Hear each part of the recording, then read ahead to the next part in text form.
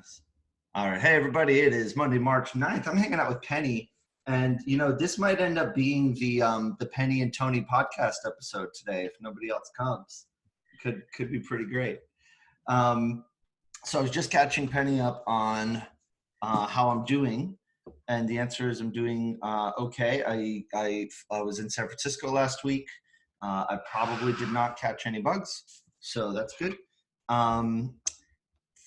Got flown out for a top secret meeting that I hope to be able to tell you about soon. The meeting was postponed due to coronavirus, so I will hopefully go back out to San Francisco again for the meeting later, but God only knows when that's going to happen, if ever.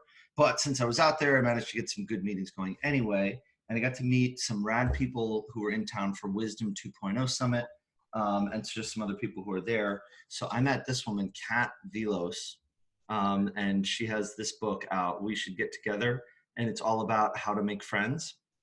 Pretty freaking cool. And I am like an instant super fan of hers. I think we should all be.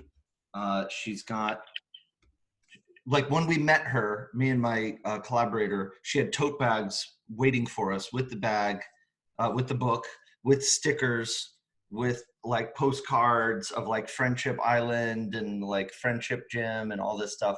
She's like absolute badass. So highly recommend her. You give her a follow. She's Velociraptor on Twitter, VELLOS. And I got to meet Shasta Nelson, who also does, she does friendship coaching. She's a public speaker.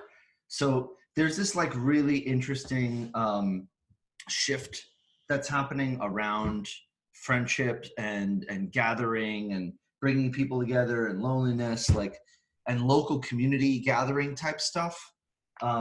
Just my little finger on the zeitgeist based on what I've seen on the internet, but then also having visited San Francisco and just getting a taste of what's going on over there. People appreciate the need for real life, face-to-face community connection.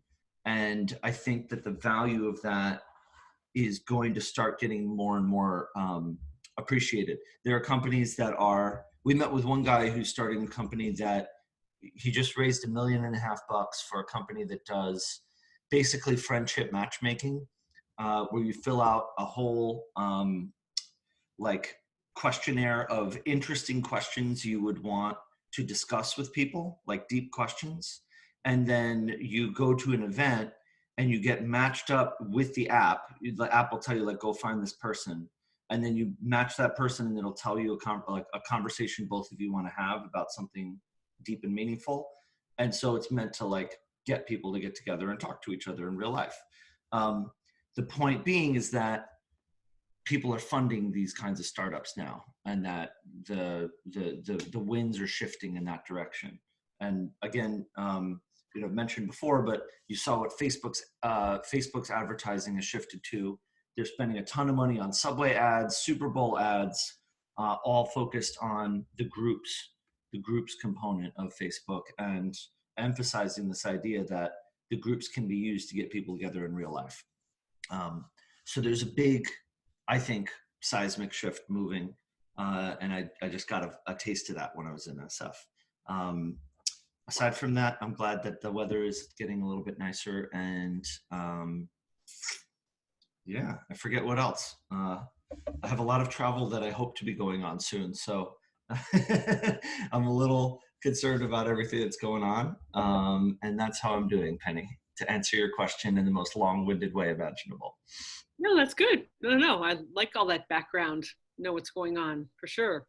I guess you're literally a professional at like asking a question and then getting a person to talk at length. Well, one of the thoughts I had while you were talking about this, just spending a little bit more time on this kind of friendship thing, is it sounds like that app or whatever kind of program it is, it's going to match people up. It asks them, okay, what do you want to have a deep conversation about? And then it matches them up with somebody else that they can have a deep conversation, right? But the fact is that I think a lot of people don't necessarily have deep conversations. And that is that some people come from families where they don't really talk about deep things. Right.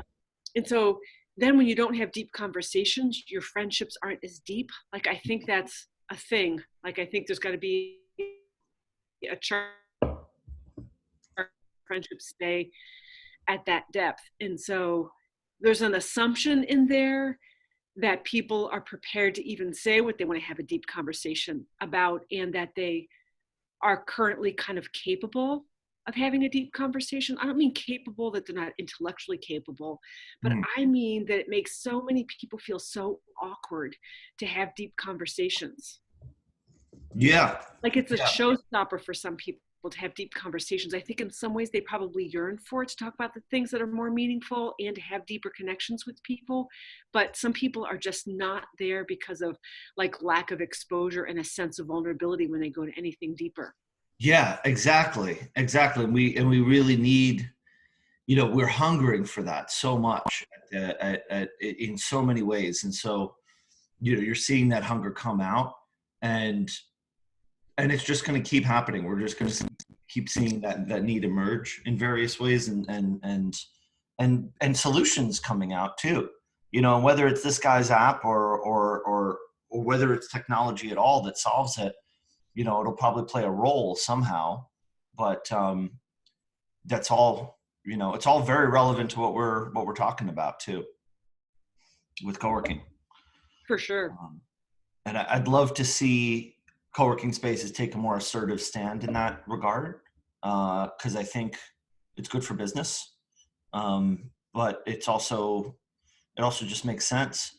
That was why I got into this in the first place. Like, and I'd actually, I'm realizing also as we think about where we go with this group, that it would be nice for us to maybe do some work on really articulating the purpose of why you're doing your space, what the motivation is behind it.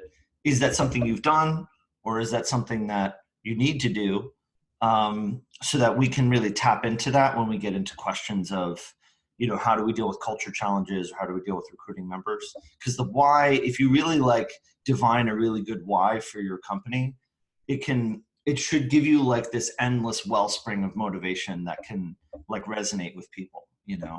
Plus you can reconnect with that.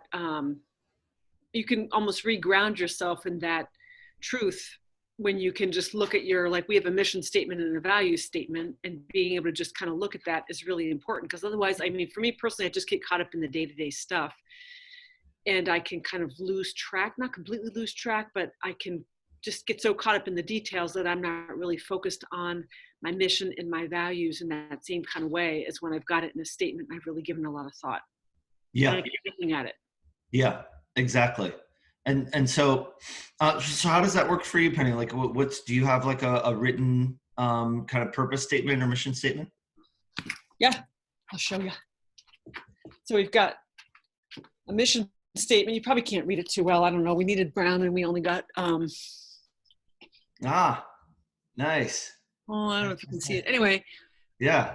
So we got our mission statement, and then let's see our values. Not that you can read that very well because I'm not too good at this, but anyway. No, yeah, I got it. So mission and values. And so we've got it up here, and then we've got it up in our waiting room because we're therapists, right? And so we have a waiting room. So we have our mission and values up here in the community space and in the waiting room.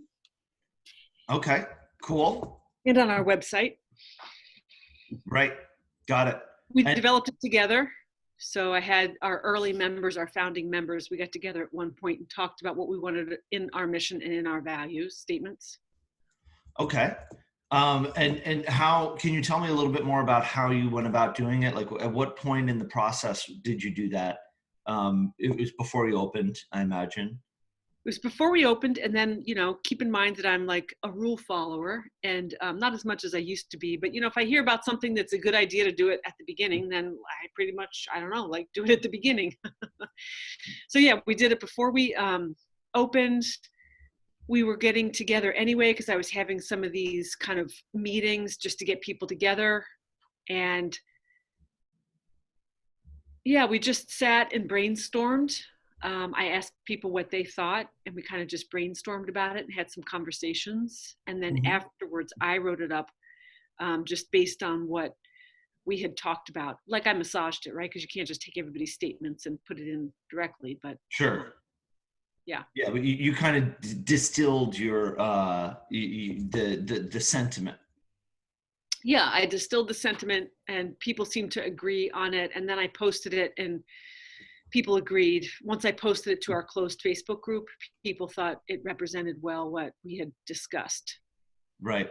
And then is there like a uh, a way that you see those values being applied on a regular basis? Or are there times when you felt like you were like that you needed to call back to it, or that other people have called it to your attention?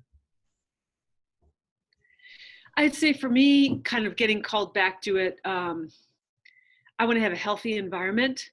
And so there's kind of an issue going on here right now. It's not like it's not super bad or super toxic, but it's something that needs to be addressed. And in order to have a healthy environment, the leader must address issues that come up. So none of this conflict avoidance, or what's that book I like so much called The Culture Code? A big part of what he says in the Culture Code, and again, I love that book, is that we have to have the difficult conversations. And so Yeah. to me, having that difficult conversation, even though in my lifetime I've been conflict avoidant more than I am now, there's a conversation I'm going to have actually later today with somebody that I'm just determined to have, because that's part of having a good culture here. So how do you intend to approach that difficult conversation? Well, not, we don't necessarily need to talk about the content of it, but the strategy of it.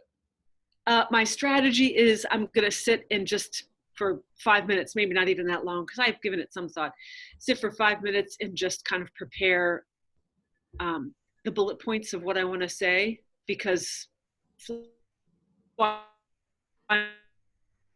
the seat of my pants doesn't always work well for me, because I'm not a quick thinker that way. So I'll just prepare the bullet points. Yeah, I'll prepare the bullet points and then ask that person if there's a good time to talk. And then, I probably have more free time this afternoon than she does. And so whenever she identifies a time, Yeah. then we'll just sit and talk about it.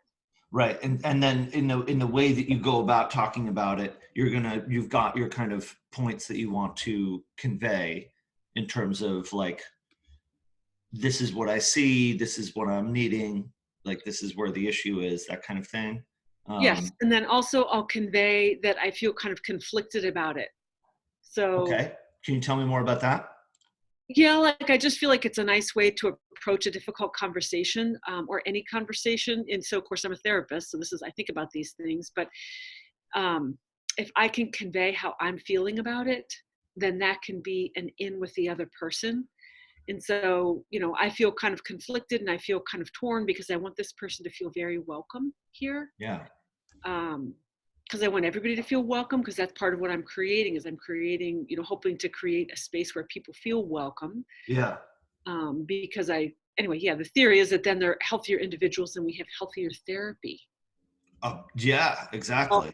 all when people feel welcome and embraced and like they matter, like they're a part of things here, right? So this is going to interfere with this person feeling welcome. Basically, this person has a dog and maybe it's not, whatever. Yeah. It's a service dog, Uh-huh. but perhaps there's some issues. And so addressing that, I want the person to feel very welcome, but at the same time kind of addressing these issues rather than avoiding these issues, but telling her that I feel kind of torn, Sure. because I don't want to be conveying that she's not welcome here, but there's certain things that need to be a little bit different with the dog in question. Yeah.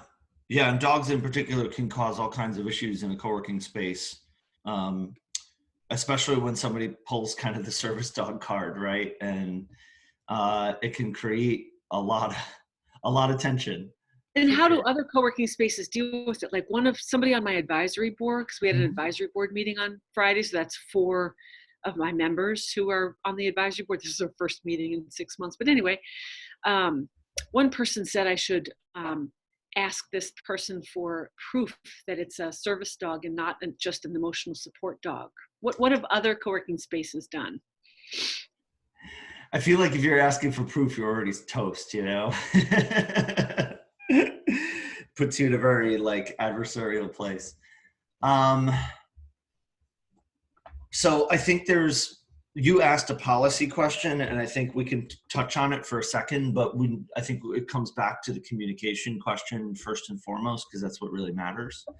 Um, the rule that I had in my space was we love dogs and we welcome them so long as they're perfect and so long as nobody has an allergy that they're concerned about.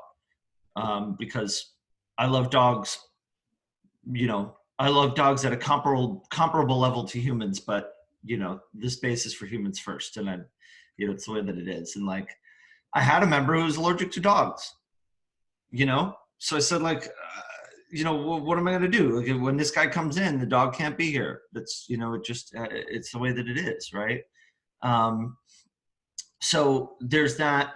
And I think the as long as they're perfect policy kind of, helps to communicate in a friendly way and in a little bit of a passive aggressive way to say like, hey, we love dogs as long as they're perfect. What does not perfect sound like? Barking, like jumping on people when they walk into space. Obviously, if they pee on anything, like problems. So like if they do those things, that doesn't work. It doesn't work here. It just can't. It can't work.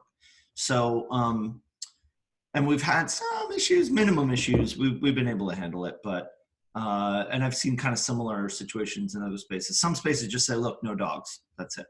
Play it safe. But there's a communication thing more than anything.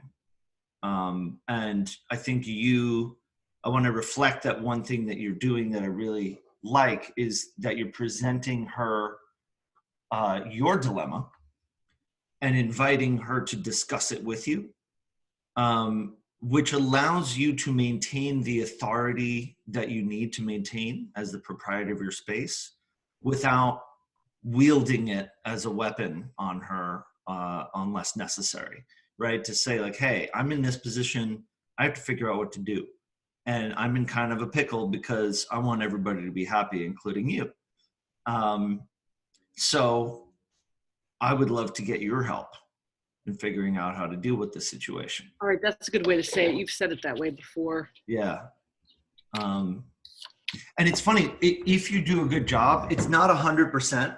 Like if a person is particularly insecure or sensitive, or if they know that they're misbehaving, then a lot of times they will get defensive just by you talking to them at all, no matter what you do, But we're obviously working with maximizing the probability of a positive outcome. Right. And we can tap into people's natural desire to help. People love to feel useful. People love to feel valued. And so if you come to them and be like, hey, like I'm dealing with this weird situation and I could use your help. And they're like, oh my God, Penny, of course, I'd love to help. I'm like, okay, cool. Got like this, there's some people who are not happy with the dog situation. There's this and that behavior going on. But that feels dicey right there, saying there's some people not happy with this dog situation, right? Because, I hate for people to feel like they've been being talked about, because that's not a safe feeling for people. Okay, well, you could say like, it's come to my attention that the dog has been engaging in these behaviors. If you've personally witnessed it, if you personally witnessed the behaviors, then you can speak for yourself and no one else, and that makes it. I have. Right. Yeah, I think I'm just going to speak for myself because there is somebody else who mentioned something, but I think I should just speak for myself. Yes, absolutely. Because you don't want to trigger that, like, who's talking about me and, whatever. So then it's like, hey, I've noticed that the dog behaves in this way and we have to do something about it. So let's talk about the options, Right. So, is this something that the dog can learn? Is there a way that the schedule can be adjusted? What can be done, Right. because something needs to be done about the situation. So, let's talk about what the options are. Good. Let's talk about what the options are. That sounds good. Yeah. And like, it helps. You always want someone to not feel backed into a corner. Even if you know that there's basically only one possible outcome, you want them to feel like they're concluding it with you. That's good. And I like that. This is what, like, I'll see this a lot with engineers. There's like it's a stereotype, but there's a common tendency where like an engineer kind of mind will act a certain way or will communicate a certain way as if it's obvious that the answer is only one thing. Right. And then everybody else gets pissed off and is like, well, this is the right way. I thought it through and this was obviously the right outcome. So if you thought it through, you would conclude the same, I'm sure. And they're, fail to realize two things. One is that they probably missed some assumptions that may not be as right as they think they are. And then two is that even if you are absolutely completely correct, just presenting someone with the final solution without involving them in the process will make them feel unincluded, right? And Right. so even if you've thought this through and determined this is the outcome that is almost certainly going to be necessary, we need to bring this person along for the ride. And if you're really doing it right, you're going a little Socratic with it. And, basically what you want is for the other person to say it. All right. That's good. Like that's the ultimate. And like, I very rarely achieve that in communication, but it's always like the best communication win when you trying to get somebody to buy something and they say what you want them to believe, yeah. But yeah, anyway, so the more that you can like, yeah, like, hey, so like, let's talk about our options. Like, what options do we have? And so then I could say like, well, we could talk about, is there a way the dog's behavior could change? We could talk about, is there a way we can like change up the schedule or do something along that way so that, the dog's here at different times or not here at all or whatever. Right. But what else do we have? Are there like, what else do you think we can try? And like, I think what's nice about that is that then the question is not like, is this acceptable or not? Or like, are you a bad person? Are you wrong? Or anything like that. It's a discussion. And the question to this person is, what options do we have? And so then their response is, like they may just ignore your question and respond with defensiveness, but the framing of it is like, what options do we have? And Right. at that point, the person would kind of have to be pretty obtuse to be able to say like, well, one option is I just don't change my behavior at all. you know, and maybe they have to work through some of the defensiveness of it, but yeah. Well, so that's helpful. And I have a question on a separate topic. Yeah. And that is, Oh, sorry. Can I add one more thing?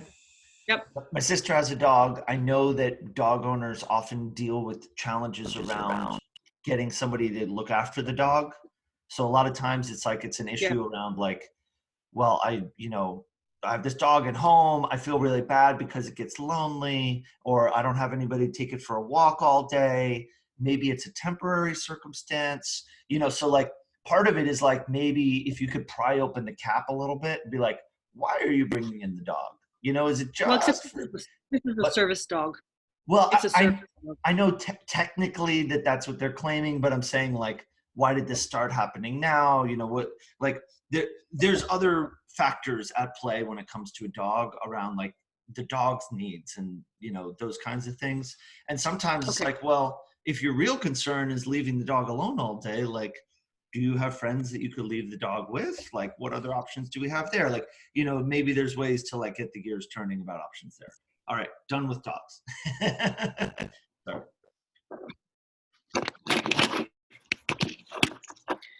Okay. Other thing is monetizing co-working spaces, right? And so like the other kind of services and stuff. I'm just wondering about like what you have seen people do. Like for me, yeah, I guess that's the whole question. Like I won't make enough money at this to really replace my therapy income. I mean, my therapy income, I can make more than I can whatever I make here per hour. If we kind of look at my hours, I might as well just, not do it and, go back to, doing 10 or 20 more hours a week of therapy. Now that's not what I'm going to do. But how else do people really kind of monetize what's happening?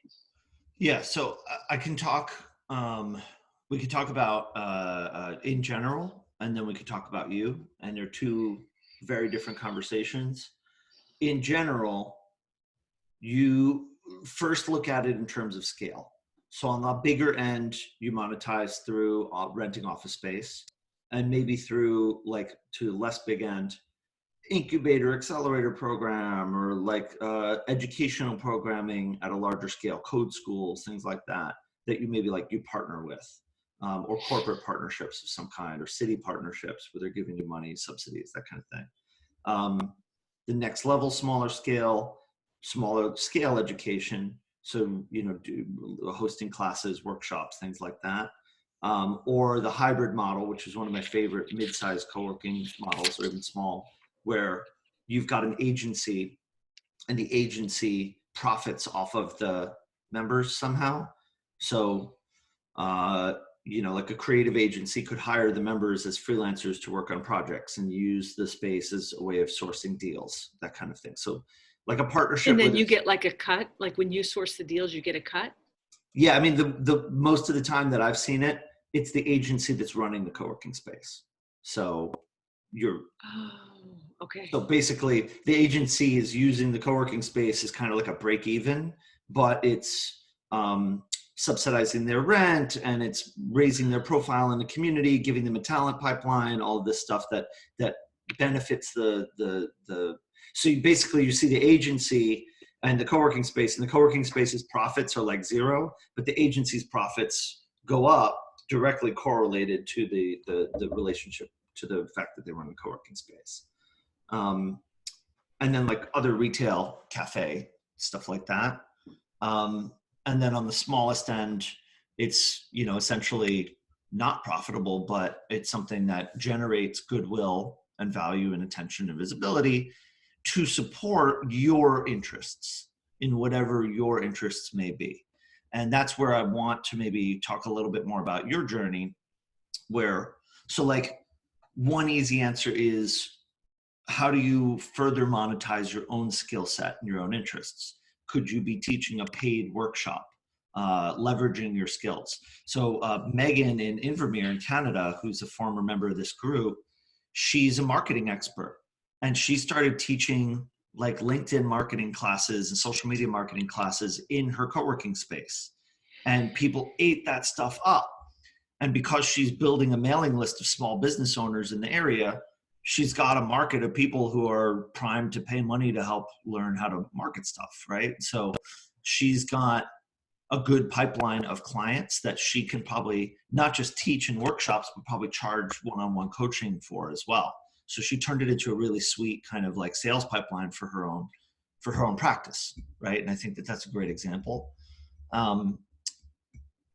So that's probably like the most straightforward example of like how it serves your own personal interests. But I'll say also that I'll just give you a lay of the land. You could tell me then you could tell me a little bit more about yourself. But you could leverage it to a larger business, whether that be a larger co-working space, or some other kind of a business that spins off of it, like an agency or an incubator or a startup. Sometimes like a co-working space owner, and I'm coming from my own experience in the tech world, and this isn't useful to you per se, but maybe we're jogging things a little bit, is we're in on people who are starting startups. And like we can be talent scouts in a way. So a lot of times, you have to make the right bet, but I could be seeing people who are ridiculously talented, who are just getting started, who are just started a company, and say, you know what, these guys are going somewhere. And actually, my former business partner at New York City, he works at a company that spun out of the space, as he has for the last 5 years or so.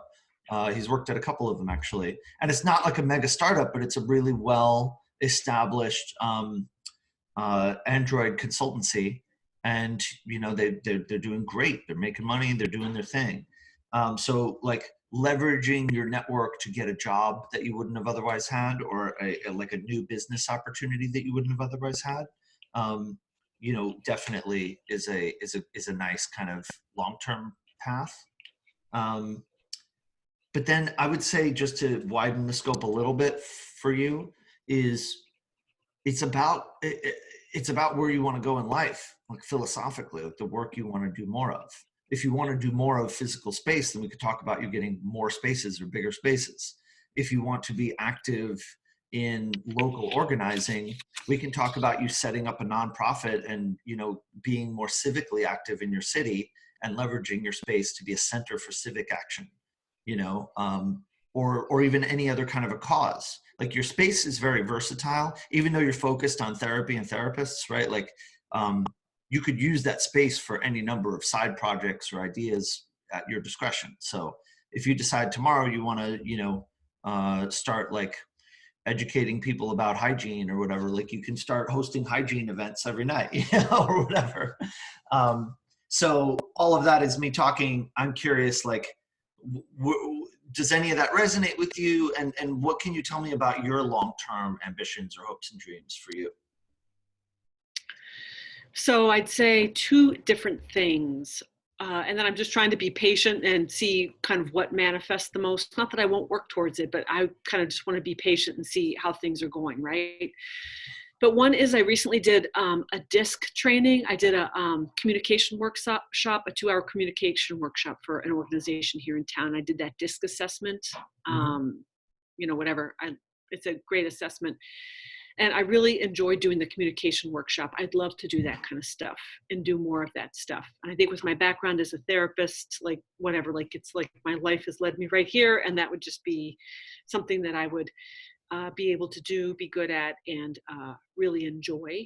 And then they talked about kind of what more they would like. And I could do another workshop just based on kind of an additional piece of that. So I would love to do more of that. I'd love to do it here in Erie.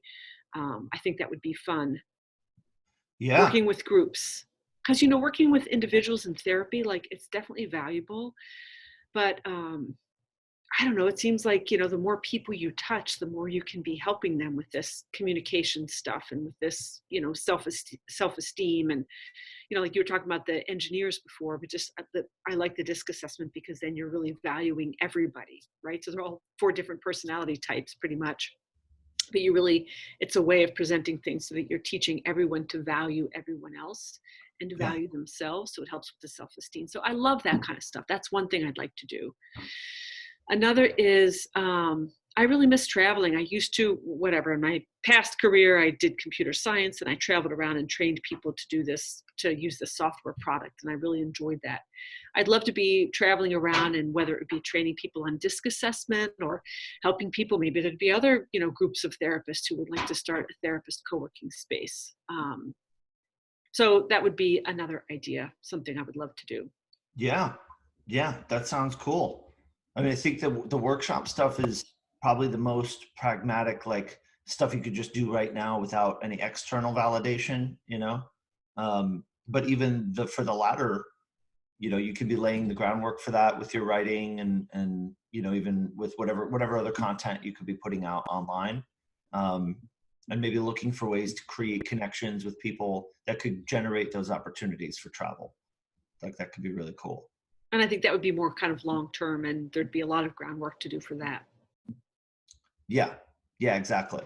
But honestly, even doing your workshops locally is a great way of laying the groundwork for it. Because if you do a good workshop and you get it solid where you know the content generates good outcomes and you have good case studies and testimonials, that lays the groundwork for, hey, I can do this workshop in your city too. So I dig that. And there's no shortage of need for it. I mean, you know, Yeah. you want to get into helping people learn how to communicate better, you will have work to do until your last day. Yes. And it can be such a small thing that can help people, I think, pretty tremendously, right? I mean, there's all kinds of fine details to it, but even just the basic ideas about how we all communicate in different ways and we just have different approaches. And when you can kind of see where somebody's coming from a completely different place than you, rather than having to judge them for that, you can be like, oh, wow, they're just coming from a different place. Oh, he's an engineer. So maybe he's a lot more concrete and doesn't, you know, want to talk about all the touchy-feely stuff or whatever. So I love Exactly. that stuff. Yeah. Yeah. That's great. So, yeah, I mean, you know, you've given yourself a very special opportunity by creating a space that's yours. And I tried to remind myself as much as I could of that fact. when I was there, and I still felt like I'd barely scratched the surface, but I think that's going to always be true, that I'm in a place where I don't have to ask permission and I can do whatever I want and I can try stuff. And and that's a really cool thing. And it allows you to support other people too, you know, in terms of using that space for other like little gatherings and things. But um, the more you can use it to explore your own passions and interests, you know, the better. And the risk is very low. So you can, you know, you can afford to try some stuff and have it go nowhere, except for to educate you about what it was like to try that. And then you're listening for hints that bring you further along your path. Um, Whereas you can imagine if we were having this conversation where you didn't have a space and we were saying, okay, um, there's a, like you want to create a workshop. Now you have the barrier of having to find a place to do it and having to uh, get the word out without having the network that you have. The barrier is a lot higher. Whereas now you could decide you want to do a workshop, you could book your own space for it whenever you want for free, sort of, right? Yeah. And put it out to your own network. You've built an incredible infrastructure to support your own experimentation. So hell yeah. No, that's good. That's helpful. Yeah. And then, you know, it might be good to like see if there are other people you know who also want to do similar things so that you have some accountability. Because it can be really hard if you want to do a workshop to like stare at the blank page and try to conjure a workshop out of nowhere, you know? Right. So if you, part of what you can do is like, if you like get some people together to talk about this topic in a more open-ended way before you really flesh out the workshop, and you use that as a bit of a market research to capture the language of what kinds of questions people have, what kind of pain points people have. It's so valuable if you get people together, say like, hey, I'm thinking about doing a communication workshop. I want to do, you know, I want to get your sense of where, you know, what your needs are. You can do this over email or phone call too, but it's nice to get people, you know, in person, post-it notes, whatever, and just say like, what are your biggest pain points with communication? You know, it's like, oh, well, my workplace, my boss, my family, my kids, what, you know, this and that, and then like, you know, these situations. And then you'll find people resonating with each other and saying like, oh yeah, that one, me too. And then you start to map out, here are the common patterns that I'm seeing amongst people. And here are maybe the uncommon ones.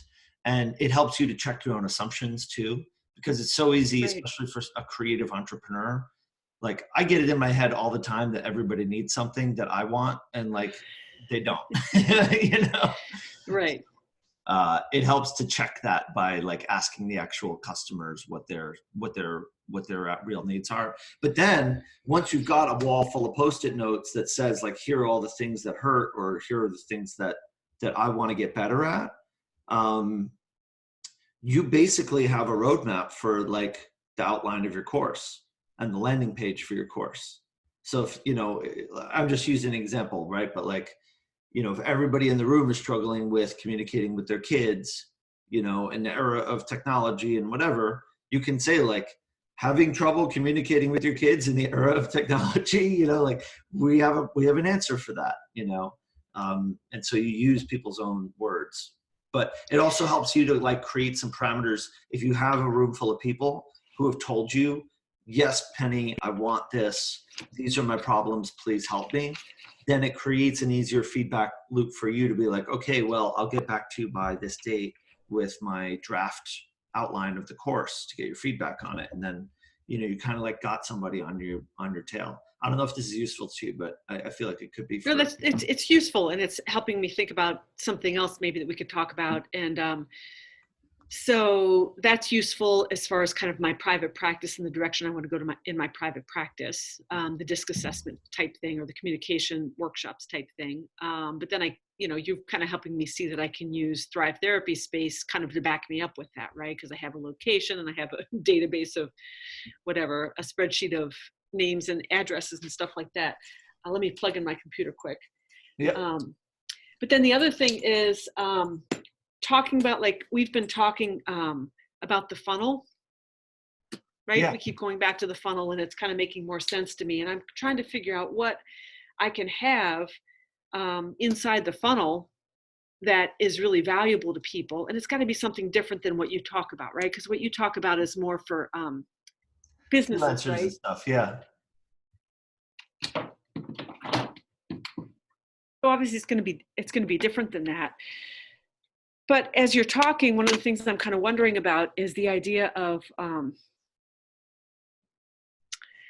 a lot of people do want to start a private practice, and it really is overwhelming because there's lots of different kind of pieces. Well, I mean, it's like starting any business, right? There's all these different pieces, but it's particularly difficult to figure out how to get paneled with all these different insurance companies, and then actually making it happen, because it's actually really difficult.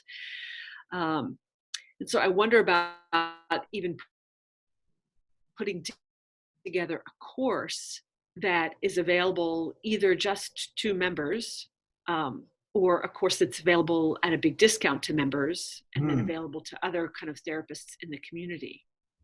Yeah. Yeah, absolutely. I mean, I could see you offering this in all sorts of ways, where you could have like the introductory kind of like high level, why is this framework valuable to you, kind of like warm up conversation that's more accessible. But then behind the paywall, so to speak, is a course that, is either only for members or significantly discounted for members.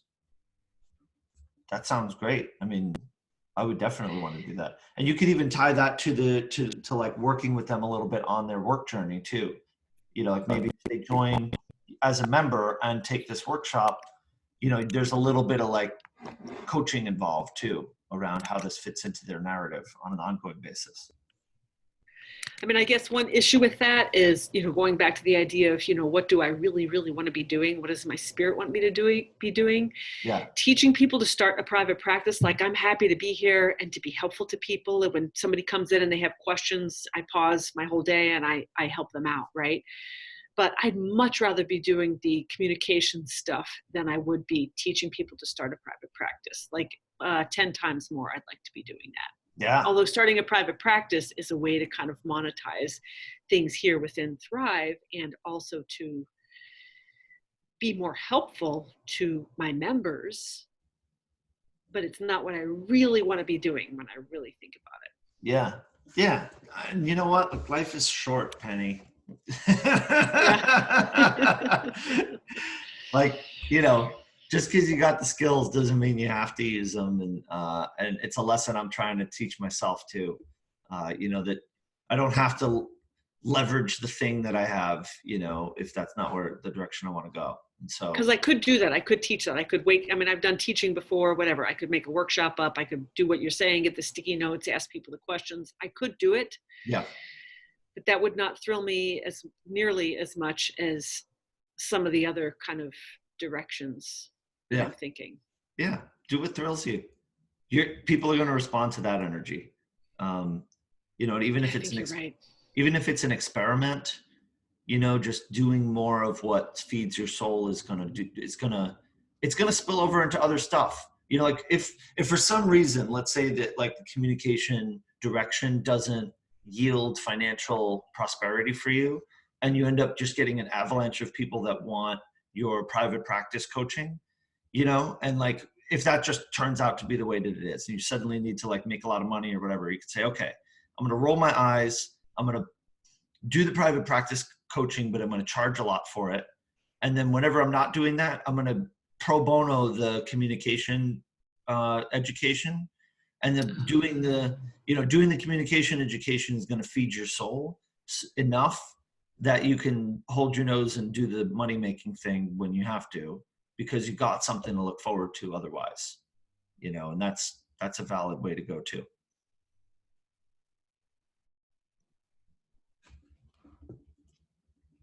That makes sense. Yeah, it's different for everybody.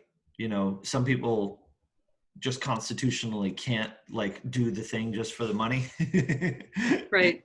But it's different for everybody. But I think you could definitely do very well with communication and help in this day and age. So it's just a matter of, you know, practicing, trying stuff, figuring out what your angle is over time, and and and getting, you know, refining it and improving it.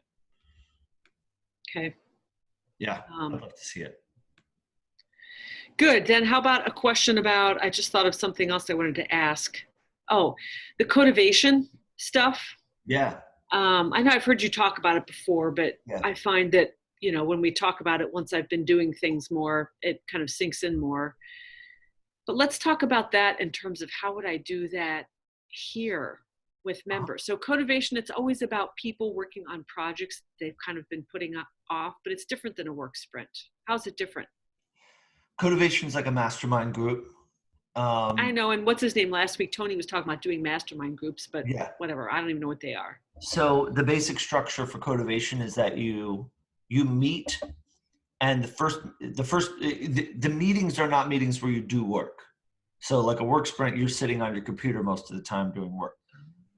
In codivation, you get together and everyone goes around and talks about what they're working on and what their goals are going to be for the next 5 weeks or whatever the time period is. And so I might say, like, I'm going to try to launch my new video workshop in the next 5 weeks. So that's my 5 week goal. My interim goals between now and then are I'm going to draft the outline of the course. I'm going to create the PowerPoint decks. I'm going to record the videos. I'm going to edit the materials. I'm going to create the landing page and launch it. And so those are my, like, you know, my 1 week milestones in between here and there. My biggest concerns are general resistance to doing this. I'm not sure what platform I'm going to use, blah blah blah. So I've got some challenges I need to overcome, and so everyone goes around the table and then writes that down and shares that in a shared document. And then every week at that time, you check in on your progress and you troubleshoot. And when you check in, everybody gets a chance to post basically, here's what I said I was going to do. Did I do it? Yes. Yay. Did I do it? No. Okay. Why not? Is everything okay? Is there a problem? Do we need to make an adjustment? Let's deal with it. Right. And then the format that we've done is we've done rotating hot seat. So essentially anybody in the group you could predetermine it, or you could do kind of like what we do in this group, where it's kind of who shows up and who has a question that's relevant in the moment. But rotating hot seat works well too. So we like deep dive on 1 or 2 or 3 people in a given meeting, and every week it's a different person. And then at the end, you do a review, maybe even throw a little party and you celebrate. How did everybody do? Did you hit your goal? Great. Let's see it. Let's see what you did. Did you fail? Great. What did you learn from it? And one of the best things that could come from codivation is that you realize you didn't actually want to do a thing that you thought you did. So the best successes sometimes come from letting go of something that you failed to do. Which is important to communicate early on because people will drop out when they fail. So you'll see attendance declines over time because people get ashamed and they get busy and they don't want to talk about it. But we want to try to like destigmatize that as best as we can. But it pairs well with the work sprint. So you could have the meeting and say, these are our goals. And then the next meeting is, or the next day is like, now let's jam on it, right? And everybody has a context of what they're doing. So as opposed to a regular co-working environment where I may not know anything about what anybody's working on in this room except whoever I happen to make friends with, these people in a circle know exactly what's going on in their lives. They know exactly what challenges they're dealing with, and inevitably opportunities for collaboration arise. And how many people in a codivation group generally? Like, what's a good range? I would top it out at 12, no more than 15. At that point, you've got multiple groups no matter what you do, and everyone needs time to like talk.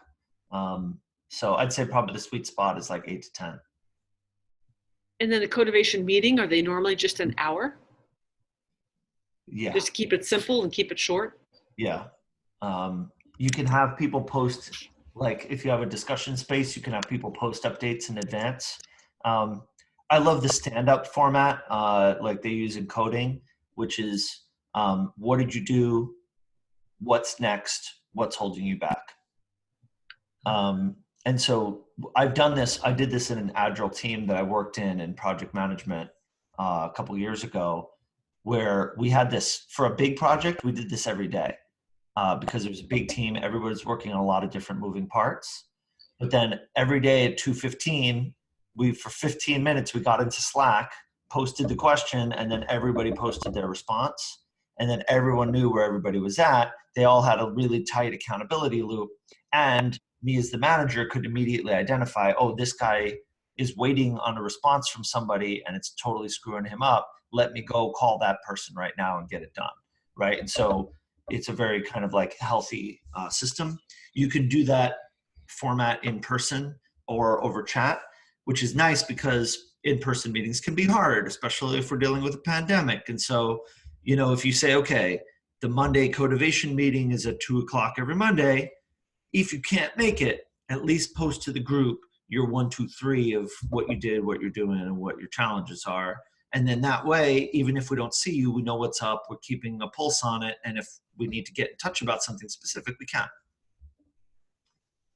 And then the meeting itself, 8 to 10 people, it can get time consuming just to go around the table. So you try to keep Right. a really tight wind on, here's what the update is, here's what's next.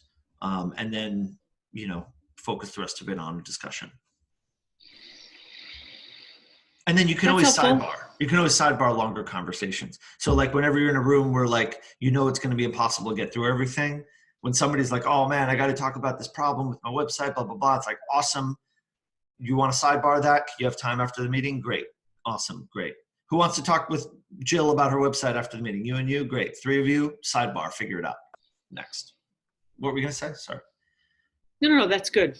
So just trying to figure out how this could be helpful to therapists. I mean, obviously they can have their own projects, and a lot of the projects for them would be, starting a private practice, getting paneled.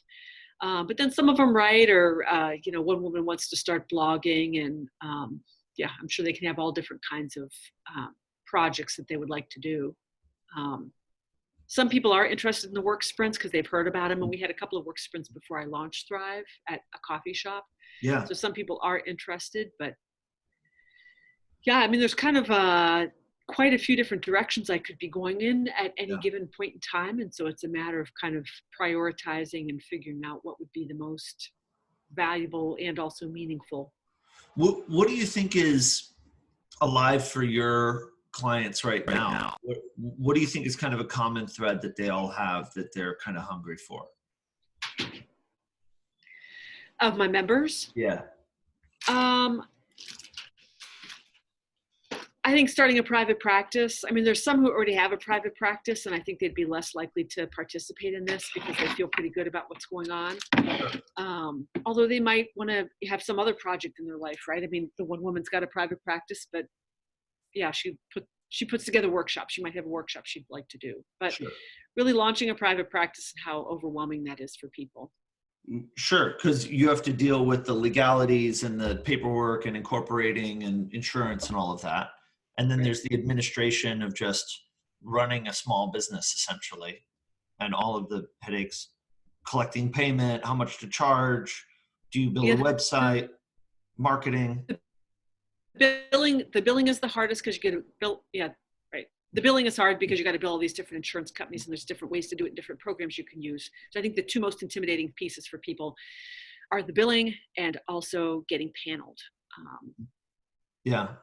Not to mention all of these other little pieces, but I think those are the two big kind of overwhelming pieces for people. Well, and you can see where there's tremendous opportunity for collaboration there. And that mirrors small business, generic small business, where just the idea of incorporating can be intimidating for a small, somebody getting started. The idea of taxes and all of this other stuff. And having gone through it myself and being, scared every step of the way, You know, even something like how do you incorporate a business entity, even a very simple one. If you don't know, it's terrifying. And then you find out, like, well, it's mostly boilerplate. If you want to do it in Delaware, this is how Delaware works. LegalZoom might be a ripoff, but it makes it easier. You know, there's like other people who have done it can really provide a lot of guidance. And if you're dealing with like payment, dealing with different providers, you know, you could really have people dive deep into the pros and cons and the hacks. Like a lot of times these like systems kind of suck, but people figure out workarounds, you Right. know, and so it's like, oh yeah, I had that thing where the search didn't work, but then I tried a different browser or whatever. So like the Right. more you can, that's when you, like, if you're facilitating that knowledge share between people, best practices, then they're going to want to stay longer with you because they see that being in your environment gives them access to people who can help them with stuff that they're struggling with, that they might be banging their head against the wall for hours on, when someone else in your space has solved it already. And they could tell you right away, listen, save yourself a lot of trouble, do this instead of this, and it'll, you know, you won't have to deal with the headaches I dealt with. That's I mean, gold. that would be a good idea, is to have like a separate group that meets here like every 2 weeks to talk, just for an hour, to have these conversations Hell yeah. about where people are and all that. Yeah. Best Okay. practices. And you could do that as a one-off event. You could get everybody in a room and say, like, what's your biggest pain point right now? And then have them cluster around those topics that they want to talk about. You could run into some. That could be the members only thing. Oh yeah, totally, absolutely, yeah, Oh, yeah. yeah. Or Okay. or even like you could do a light version of that to like bring up these topics and facilitate some light sharing. But then say, okay, well, if y'all want to form groups and keep working on this together on an ongoing basis, then join as a member and let's keep it going. Well, So it's it's perfect almost, because I'm doing the Dive and Thrive in 2 weeks, right? On Tuesday, whatever, in 2 weeks. And it's on starting a private practice. So I'll have a number of people assembled, including some of my members. And then I can, further that with the members only thing. And if it's a small group, it's a small group. But if people want to be part of it, then they got to be a member. bingo. Okay, good. Yay. Thank you. We did it, Penny. We talked a whole hour. We did. We talked a whole hour, and I had been actually thinking about giving you a call, or emailing you to just see if we could have a little time, just the two of us. And I don't know if anybody even watched this whole thing, but if you did, hope it was helpful to you too. Yeah, thanks for sticking with us. And great chatting with you, Penny. And we'll talk more soon. And yes, Hector next week. Good. Yeah, I look forward to meeting Hector. All right. Thanks, Tony. Thanks, Penny. Take care.